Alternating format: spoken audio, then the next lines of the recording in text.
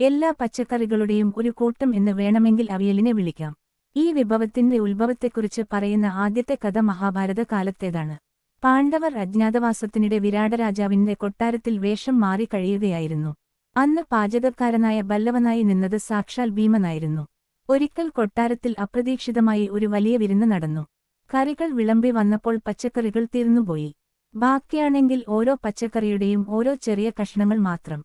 ഒന്നും പാഴാക്കരുത് എന്ന് കരുതിയ ഭീമൻ ആ കഷ്ണങ്ങളെല്ലാം നീളത്തിൽ അരിഞ്ഞ് ഒന്നിച്ചു വേവിച്ച് അതിൽ തേങ്ങയും തൈരും ചേർത്ത് ഒരു പുതിയ വിഭവം ഉണ്ടാക്കി.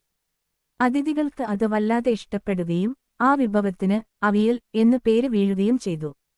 മറ്റൊരു കഥ തിരുവിതാംകൂറുമായി ബന്ധപ്പെട്ടതാണ്. ഒരിക്കൽ കൊട്ടാരത്തിൽ നടന്ന വലിയൊരു സത്യയുടെ അവസാന നിമിഷം വിഭവങ്ങൾ തികയാതെ വന്നപ്പോൾ അടുക്കളയിൽ ബാക്കിയുണ്ടായിരുന്ന പച്ചക്കറി കഷണങ്ങൾ എല്ലാം ചേർത്ത് പാചകക്കാർ തയ്യാറാക്കിയതാണ് അവിയൽ എന്ന് പറയപ്പെടുന്നു. രാജാവിനും അതിഥികൾക്കും ഈ പുതിയ രുചി വലിയ സർപ്രൈസ് ആയിരുന്നു. അവിയലിന്റെ ഏറ്റവും വലിയ പ്രത്യേകത അതിന്റെ വിഭവങ്ങളുടെ വൈവിധ്യമാണ്.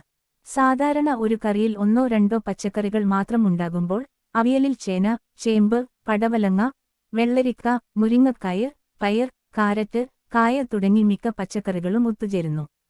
ഓരോ പച്ചക്കറിയുടെയും തനതായ രുചിയും ഗുണവും നിലനിർത്തിക്കൊണ്ടുതന്നെ അവയെല്ലാം ഒരേ പാത്രത്തിൽ ഒത്തുചേരുന്നതാണ് ഇതിന്റെ മാജിക്.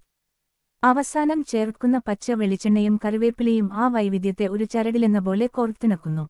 ഒന്നും പാഴാക്കാത്ത മലയാളിയുടെ ബുദ്ധിയും ഒത്തൊരുമയുടെ രുചിയും ചേർന്നതാണ് അവിയൽ എന്ന വിഭവം.